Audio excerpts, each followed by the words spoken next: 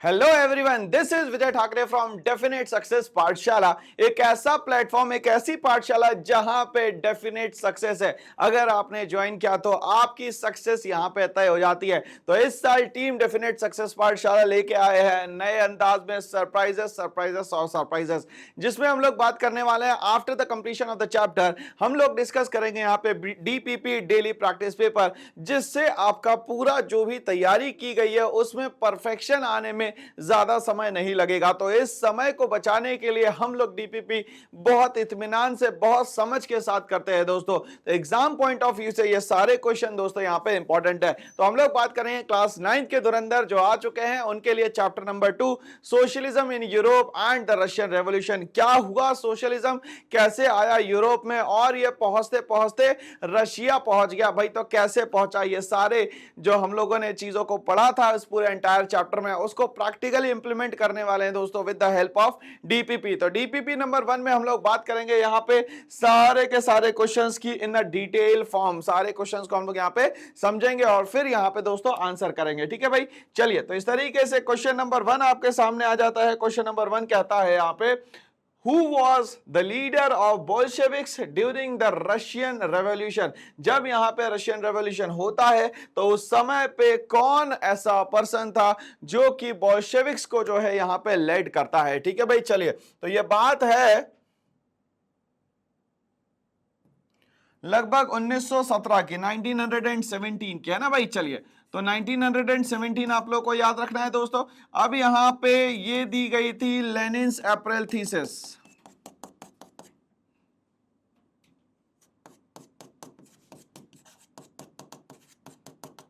तो जैसा मैंने आपसे कहा था कि लेनिन अप्रैल थीसिस का मतलब हो गया यहाँ पे 3 वर्ड। तो इसने 3 ही बात करी थी। इसने कहा था वॉर को यहाँ पे खत्म किया जाए। दूसरी बात कही थी इसने कि फिर मैं कर दूंगा बैंकों को नेशनलाइज्ड। और तीसरी बड़ी बात कही थी यहां पे बैंकों के नेशनलाइजेशन के साथ लैंड का रीडिस्ट्रीब्यूशन हो जाएगा।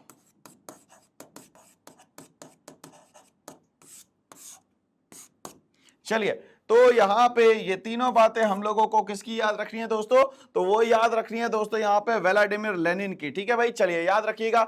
जोसेफ स्टालिन जो है लगभग यहां पे व्लादिमीर के डेथ के बाद यहां पे राजा बनता है, जो कि जाना जाता है यहां पे कलेक्टिवाइजेशन के लिए। ठीक है भाई, चलिए। लियोन ट्रोट्स्की और कार्ल मार्क्स की आइडियोलॉजी को ही लेके यहां पे लेनिन जो है वो चलता है। कार्ल मार्क्स की आइडियोलॉजी जो थी वो थी यहां पे सोशलिज्म की आइडियाज के हम लोगों ने बात करी है। ठीक है ना भाई। तो चलिए क्वेश्चन के आंसर पे हम लोग पहुंचते हैं। डिटेल तो हम लोगों ने समझ ली कि कौन था बोल्शेविक्स पार्टी को जो यहाँ पे लीड कर रहा था। वो था पर्सन दोस्तों यहाँ पे, क्या नाम था उसका? तो वो था सर यहाँ पे व्लादिमीर लेनिन। ठीक है भाई, चलिए आगे बढ़ते हैं इसी के साथ। क्वेश्चन नंबर 2 पे हम लोग आते हैं। यहाँ पे क्वेश्चन नंबर 2 बोलता है, what was the main slogan of the Bolsheviks party during the October revolution? October revolution के समय पे तो बोल्शेविक्स पार्टी बन गई थी, उसको हम लोग यहाँ पे किस स्लोगन के इससे जानते थे? तो क्या स्लोगन था हमें यह बताना है। All powers to the Soviet, तो सारे पावर जो है वो सोवियत के हाथ में होना चाहिए। या पीस, लैंड और ब्रेड होनी चाहिए, यहाँ पे शांति होनी चाहिए, जमीन होनी चाहिए और सभी के पास खाने के लिए कुछ ना कुछ होना चाहिए। Workers of the world unite, और यहाँ पे जितने भी वर्कर्स हैं उन सबको हम लोगों को यूनाइट करना है।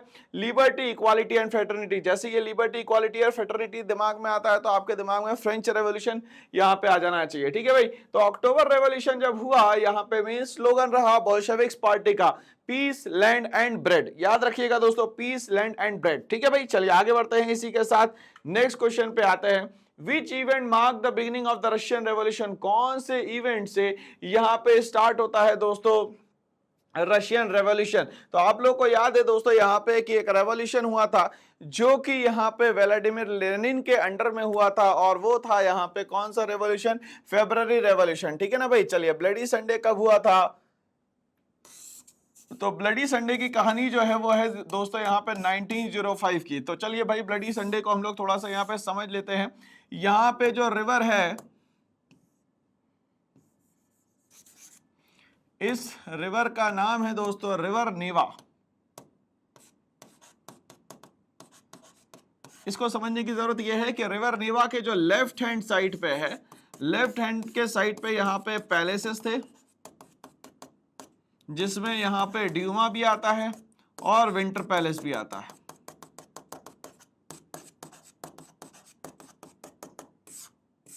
ठीक है भाई, चलिए। और यहाँ पे जो राइट हैंड साइड है उस तरफ जो आता है वो है भाई यहाँ पे वर्कर्स के क्वार्टर्स, और दूसरा जो आता है वो क्या आता है दोस्तों कि जितनी भी इंडस्ट्रीज थी वो सारी की सारी राइट हैंड साइड में थी रिवर नीवा के।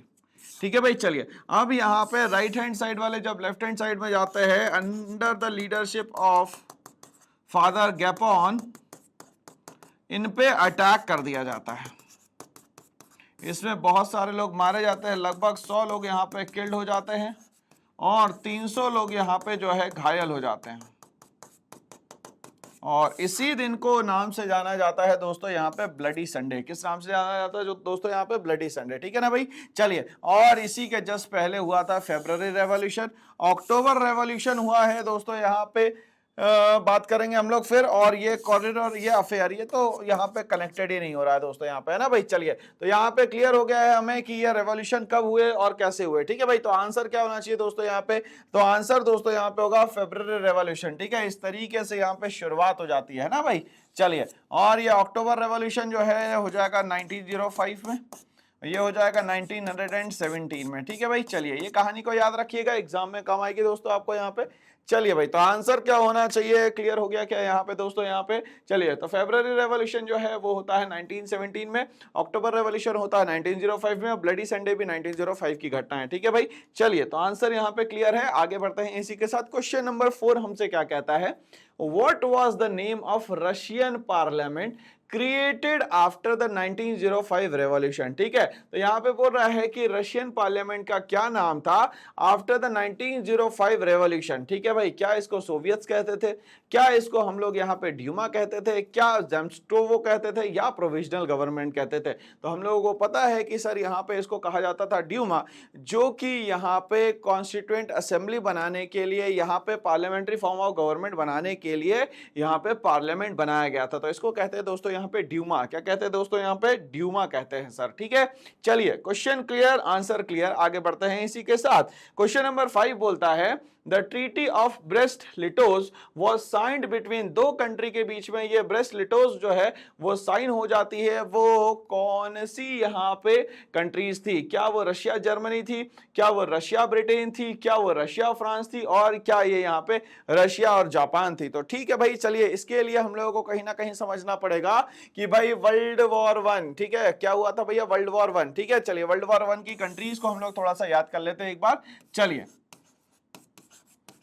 वर्ल्ड वॉर 1 की जो कंट्रीज है उसमें क्या क्या आने वाला है इसकी हम लोग बात करते हैं दोस्तों। तो वर्ल्ड वॉर 1 में दो पावर्स थी, एक तो थी यहाँ पे सेंट्रल पावर्स,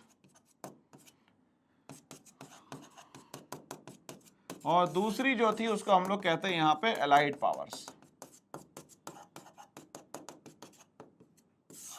ठीक है भाई, चलिए, तो अब यहाँ पे जो सेंट्रल पावर्स है दोस्तों, हम लोग को यहाँ पे ये याद रखना है कि जो सेंट्रल पावर्स है उसमें आती थी जर्मनी पहला, दूसरा यहाँ पे आती थी ऑस्ट्रो हंगरी,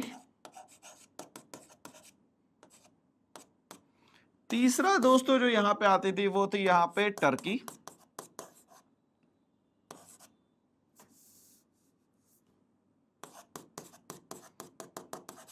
यहाँ पे अगर हम लोग बात करें एलाइड पावर्स में तो यह आता है यहाँ पे यूएसएसआर, नंबर 2 आता है यूएसए, नंबर 3 आता है दोस्तों यहाँ पे यूके, नंबर 4 दोस्तों यहाँ पे आता है जापान,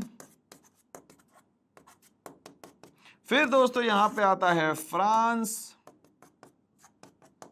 और 6th नंबर पे आ जाता है दोस्तों यहाँ पे इटली। ये लोग विनर रहते हैं, है ना भाई, जीत जाते हैं।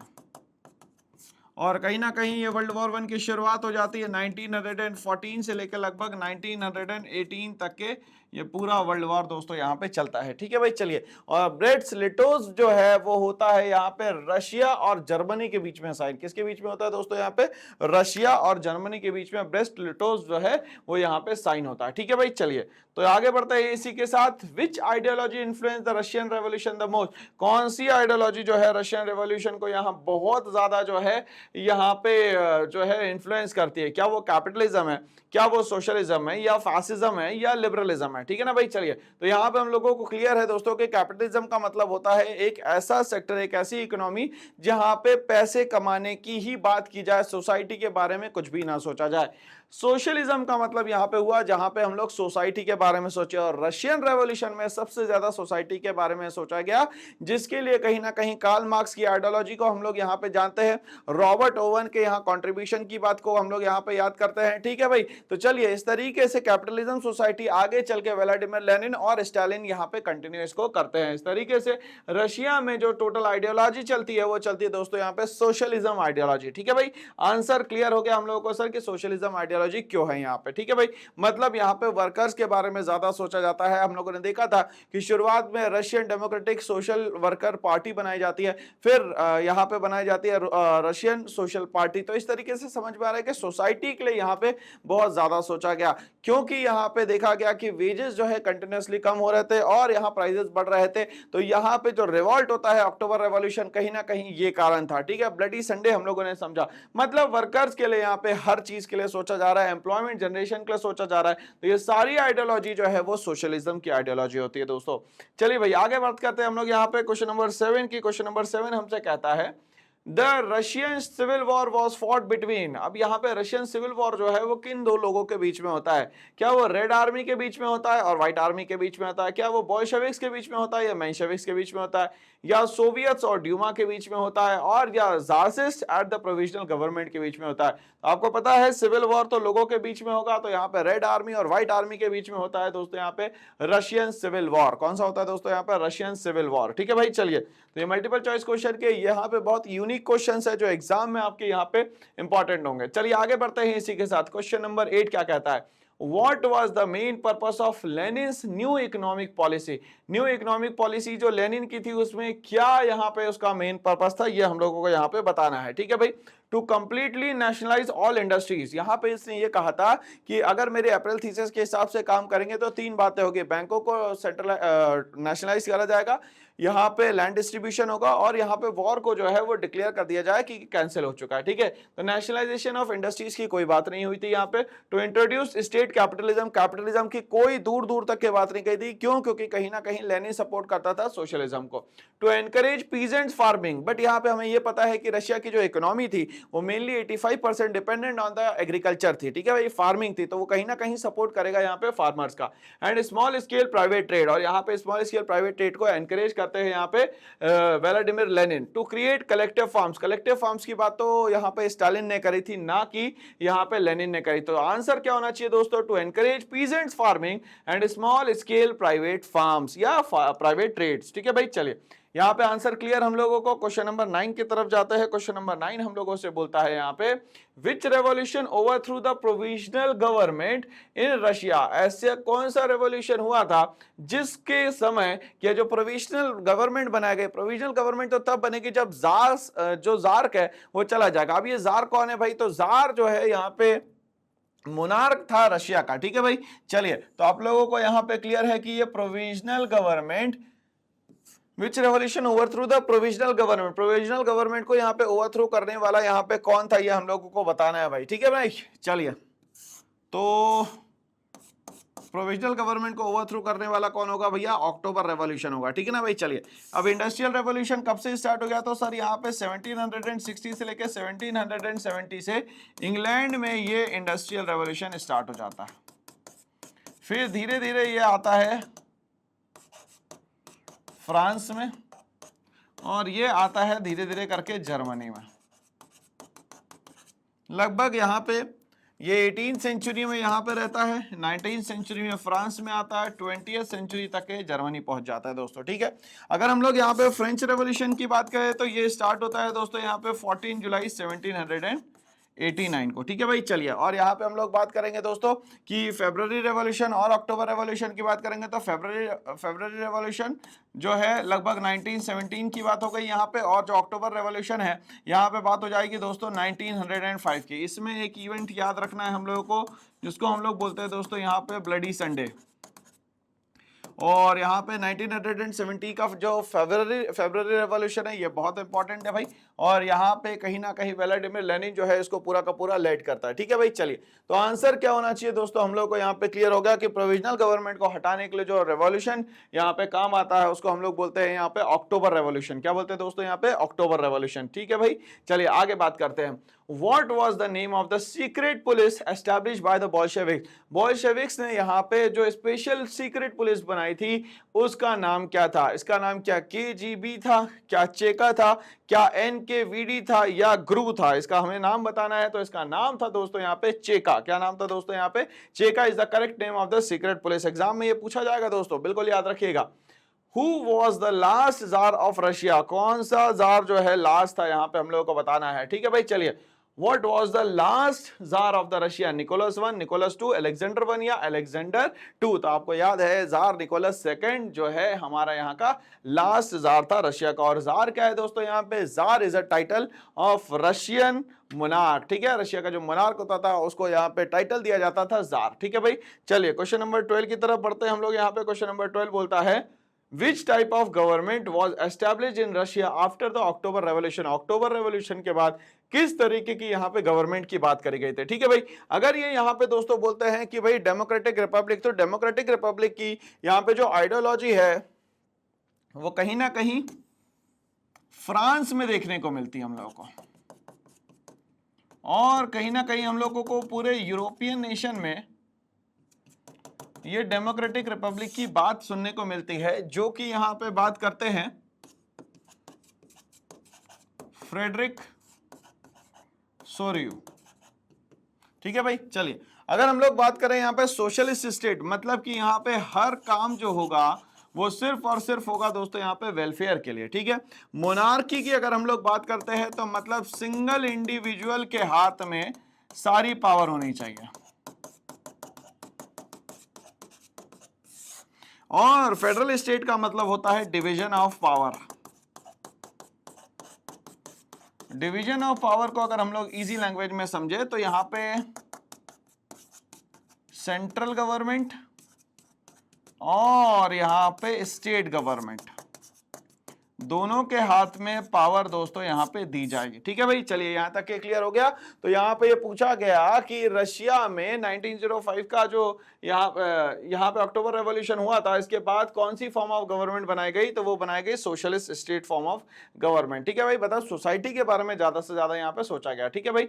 चलिए क्वेश्चन नंबर 13 की अगर मैं बात करता हूँ, what was the primary cause of the Russian revolution in 1917? क्या कारण रहा यहाँ पे रशियन रेवोल्यूशन का 1917 में, ये हम लोगों को बताना है।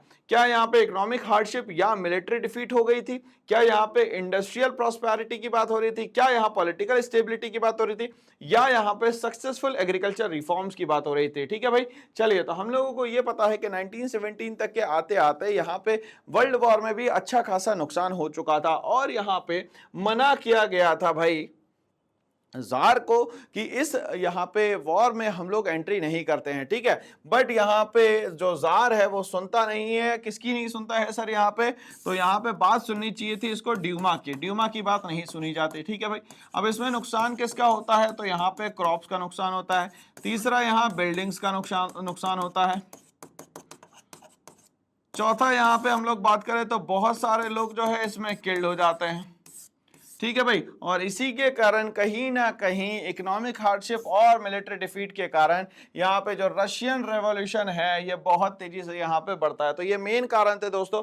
इसके पहले के कारण अलग थे। पहले के कारण ये थे कि सर चीजों के प्राइसेस जो है वो इंक्रीज हो रहे हैं, बट प्राइस इंक्रीज होने के साथ साथ यहाँ पे क्या हो रहा था, वेजेस जो है वो कम हो रहे थे। अप्रोक्सीमेटली 20% जो है वेजेस यहाँ पे कम हो चुके थे।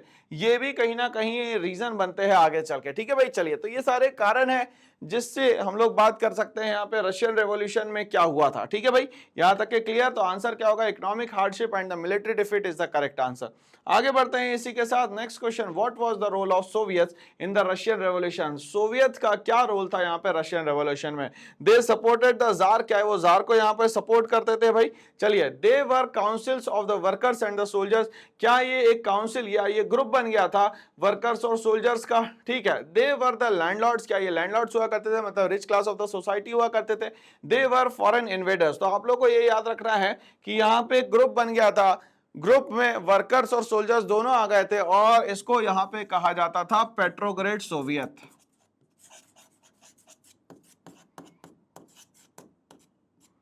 चलिए, तो यहां तक के आप लोगों को कहानी क्लियर हो गई होगी दोस्तों। ठीक है भाई, तो आंसर क्या होना चाहिए सर, इसका आंसर आप लोगों को अब यहां पे क्लियर हो गया होगा कि आंसर जो है they were the councils of the workers and the soldiers known as the Petrograd Soviet. ठीक है भाई, आगे बढ़ते हैं इसी के साथ क्वेश्चन नंबर 15 की तरफ जाते हैं।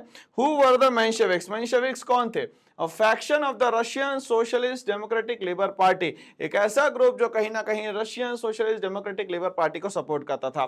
Supporter of the tsar, leaders of the peasant revolt या foreign allies of the Bolsheviks. तो आपको याद रखना है कि मेंशेविक्स जो थे वो यहाँ पे Russian Socialist Democratic Labour Party को सपोर्ट करते थे। और यहाँ पे बोल्शेविक्स की अगर हम लोग बात करें तो बोल्शेविक्स को लीड करने वाला था व्लादिमीर लेनिन। कौन था दोस्तों यहाँ पे, व्लादिमीर लेनिन। तो आंसर क्या होगा मेंशेविक्स का, Russian Socialist Democratic Labour Party को सपोर्ट करने वाले लोग। ठीक है भाई, चलिए आगे बढ़ते हैं। क्वेश्चन नंबर 16 हमसे कहता है Which of the following was a result of the 1905 Russian revolution, क्या रिजल्ट रहा रशियन 1905 का जो रिवॉल्ट हुआ उसका। ठीक है भाई, हम लोगों को यहाँ पे ये बताना है। ओके, बोलता है the abdication of the czar Nicholas second, इस तरीके से यहाँ पे जो निकोलस सेकंड है, जो जार निकोलस सेकंड है, उसको एब्डिकेट कर दिया गया, राजा की पोस्ट से हटा दिया गया। या क्रिएशन ऑफ द ड्यूमा, क्या यहाँ पे जो रशियन पार्लियामेंट है वो बन जाती है, ड्यूमा बन जाता है। The signing of the treaty of the Brest Litovsk, क्या यहाँ पे ब्रेस्ट लिटोस साइन हो जाती है। या यहाँ पे establishment of the Soviet union, Soviet union बनाया जाता है। 1905 के रशियन रेवोल्यूशन के बाद एस्टैब्लिश होता है यहाँ पे ड्यूमा, जिसको कि 3 बार कैंसिल कर देता है यहाँ पे जार। कौन कर देता है दोस्तों, यहाँ पे जार। ठीक है भाई, चलिए तो आंसर याद रखना है 1905 के रशियन रेवोल्यूशन के बाद होता है यहाँ पे क्रिएशन ऑफ ड्यूमा। ओके, चलिए आगे बढ़ते हैं इसी के साथ। ये बोलता है What did the Bolsheviks rename themselves after the October Revolution? जैसे ही अक्टूबर रेवोल्यूशन यहाँ पे कंप्लीट होता है उसके बाद बोल्शेविक्स अपना नाम क्या रखते हैं। क्या ये कम्युनिस्ट पार्टी रखते हैं, क्या ये सोशलिस्ट पार्टी रखते हैं, क्या ये वर्कर्स पार्टी रखते हैं, या तो यहाँ पे पीपल्स पार्टी रखते हैं। तो आपको याद होना चाहिए कि बोल्शेविक्स जब हम लोग पढ़ रहे थे तो हम लोगों ने ये कहा था कि इन्हें रीनेम किया था अपनी पार्टी को और नाम रखा था यहाँ पे कम्युनिस्ट पार्टी। क्या रखा था दोस्तों, यहाँ पे communist party is the correct answer. चलिए आगे बढ़ते हैं, क्वेश्चन नंबर 18 की तरफ आते हैं हम लोग। यहाँ पे बोलता है What was the main reason for the discontent, मतलब लोगों के दिल और दिमाग में और जहन में क्या बैठा हुआ था among Russian peasants before the revolution, revolution के पहले लोगों के दिमाग में क्या बैठा हुआ था। लैक ऑफ पॉलिटिकल रिप्रेजेंटेशन, क्या यहाँ पे पॉलिटिकल सिस्टम सही नहीं होगा। Heavy taxation and the lack of land, क्या ऐसा हो जाएगा कि हम लोगों को टैक्स ज्यादा देना होगा और यहाँ पे जो लैंड है वो कम पड़ जाएगा। या इंडस्ट्रियलाइजेशन दिमाग में था, या तो influence of the western culture था। तो आप लोग को ये याद रखना है दोस्तों यहाँ पे कि ज्यादा से ज्यादा टैक्स ना देना पड़े हमें और कहीं ना कहीं लैंड की कमी ना पड़े। तो दिमाग में लोगों के यही था, heavy taxation and the lack of land. ठीक है भाई, चलिए आगे बढ़ते हैं। क्वेश्चन नंबर 19 हमारे सामने आ चुका है स्क्रीन पे। बोलता है the slogan all powers to the Soviet mean, इसका मतलब क्या होता है कि सारी पावर सिर्फ सोवियत के हाथ में है। Support for the provisional government, जो प्रोविजनल गवर्नमेंट बनाई है, टेम्पररी गवर्नमेंट बनाई है, इसका यहाँ पे ये मतलब होगा transfer of power to the local council. और यहाँ पे बोला जाएगा कि all power to the Soviet मतलब क्या होगा, तो सोवियत वो लोग हुआ करते थे जो वर्कर्स और सोल्जर्स का ग्रुप हुआ करता था, जिसको हम लोग पेट्रोग्रेड सोवियत भी कहते हैं। तो यहाँ पे लोकल काउंसिल के हाथों में सारी पावर्स आ जानी चाहिए। मिलिट्री रूल की बात हुई थी या मोनार्किस्ट रिस्टोरेशन की बात हुई। तो आप लोग को ये याद रखना है कि all powers to the Soviet का मतलब होता है transfer of power to the local council. तो यहाँ पे लोकल काउंसिल के हाथ में यहाँ पे ट्रांसफर करना है पूरी पावर्स को। ठीक है भाई, चलिए तो आगे बढ़ते हैं, क्वेश्चन नंबर 20 की तरफ बढ़ेंगे। बोलता है What was the main aim of the provisional government in Russia? क्या मेन एम है प्रोविजनल गवर्नमेंट का रशिया का? To establish a communist state, क्या यहाँ पे कम्युनिस्ट स्टेट की बात कर रहे हैं हम लोग। To continue the war effort against Germany, क्या यहाँ पे कंटिन्यू वॉर एफर्ट लगाए जाएंगे अगेंस्ट द जर्मनी, जर्मनी को हराना यहाँ बहुत जरूरी है। To abdicate in favour of the Bolsheviks, क्या यहाँ पे बोल्शेविक्स को यहाँ पे फेवर करना चाहिए।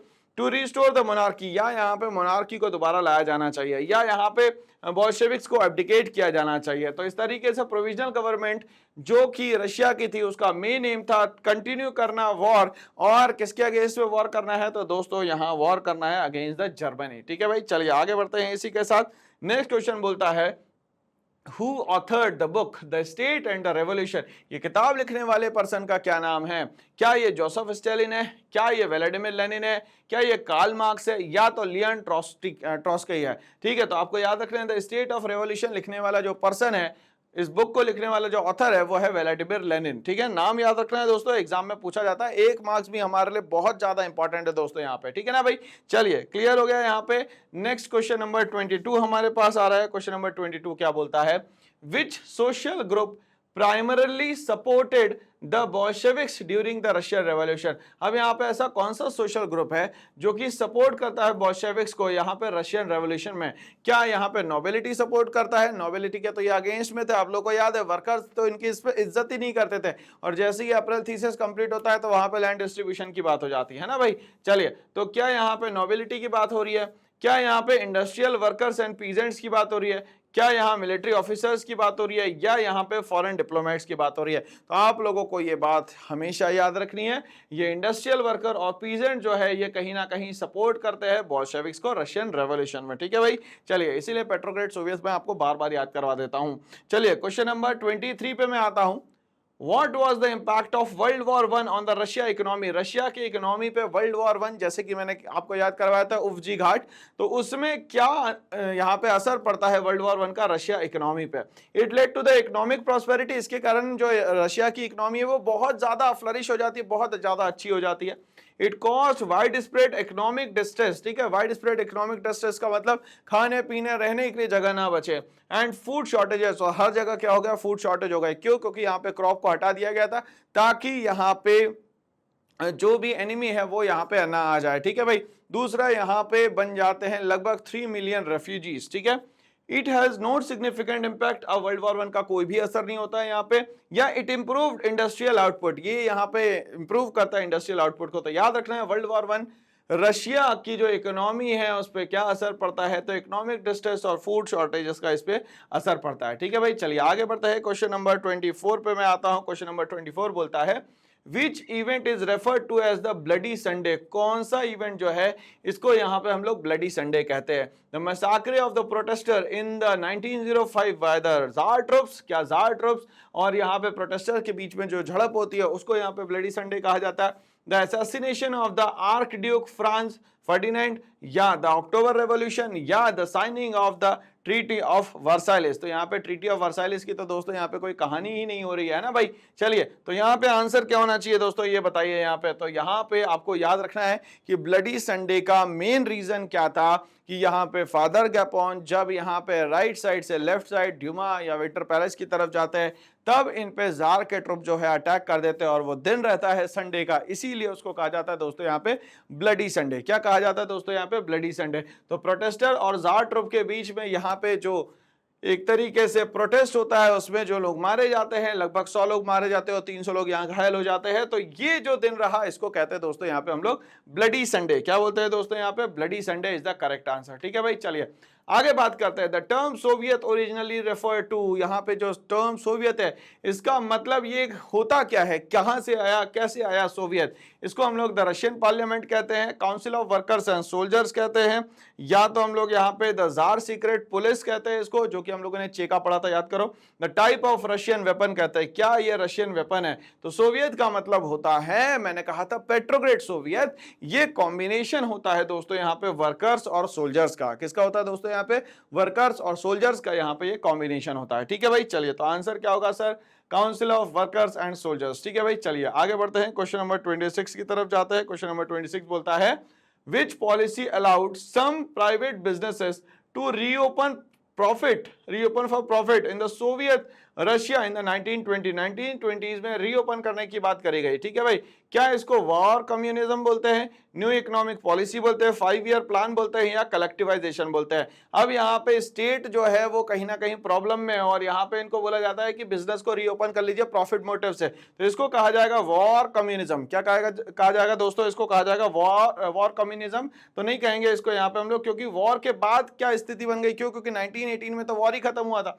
इसके बाद ये सिस्टम जो चेंज हुआ इसको बोलते हैं न्यू इकोनॉमिक पॉलिसी। याद रखिएगा, इसको बोलते हैं दोस्तों यहाँ पे न्यू इकोनॉमिक पॉलिसी। ठीक है भाई, बोलता है व्हाट वाज द क्रोनस्टाडेट रेबेलियन। ठीक है, ये क्रोनस्टाडेट रेबेलियन क्या था। तो ये दिमाग में क्वेश्चन आ जाता है कि क्रोनस्टाडेट रेबेलियन क्या था या ये क्या है, समझ में नहीं आ रहा सर। तो इसको हम लोग समझने की कोशिश करते हैं दोस्तों। यहाँ पे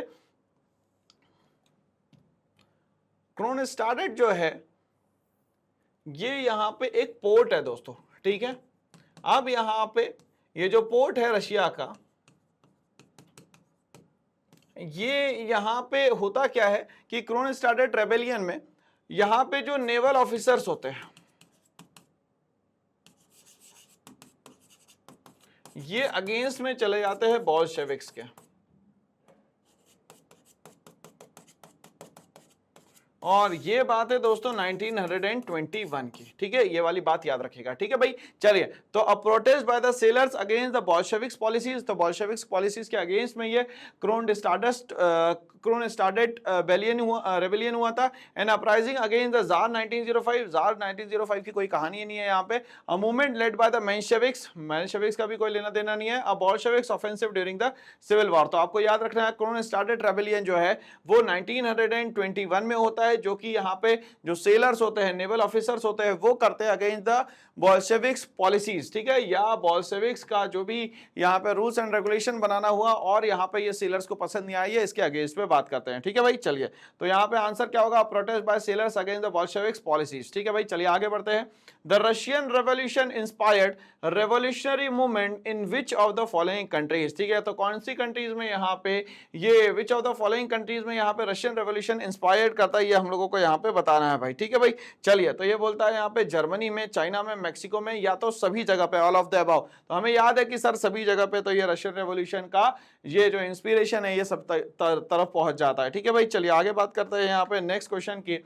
तो यहाँ पे बोलता है which year mark the end of the Russian civil war. Russian civil war जो है पूरी तरीके से खत्म कब हो जाता है, ये हम लोगों को यहाँ पे बताना है भाई। ठीक है भाई, चलिए, तो यहाँ पे ये खत्म हो जाता है दोस्तों 1921 में, पूरी तरीके से रशियन सिविल वॉर जो है समाप्त हो जाता है। ठीक है, चलिए आगे बढ़ते हैं। Who led the Red Army during the Russian Civil War? और आपको ये पता है कि रशियन सिविल वॉर में रेड आर्मी को लेड करने वाले थे यहाँ पे लियोन ट्रॉट्स्की। ठीक है, और ये कहीं ना कहीं बहुत लंबे समय से साथ रहते हैं व्लादिमीर लेनिन के। ठीक है भाई, चलिए, तो रेड आर्मी को लेड करने वाले कौन थे यहाँ पे भाई, लियोन ट्रॉट्स्की। कौन थे भाई, लियोन ट्रॉट्स्की। ठीक है भाई, चलिए, तो इस तरीके से हमारे यहाँ पे जो डीपीपी नंबर 1 है उसका सोल्यूशन पूरा खत्म होता है। बट यहाँ पे पढ़ाई बहुत खास करनी पड़ेगी, क्यों, क्योंकि 80 में से 80 मार्क्स किसी भी तरीके से कैसे भी करके हमें लाने हैं। तो इस साल 2024-25 भरा हुआ है सरप्राइजेस से, और हम लोग बात करेंगे आज डेफिनेट सक्सेस क्लासेस की नीट पाठशाला की। तो जो भी स्टूडेंट 11th और 12th में है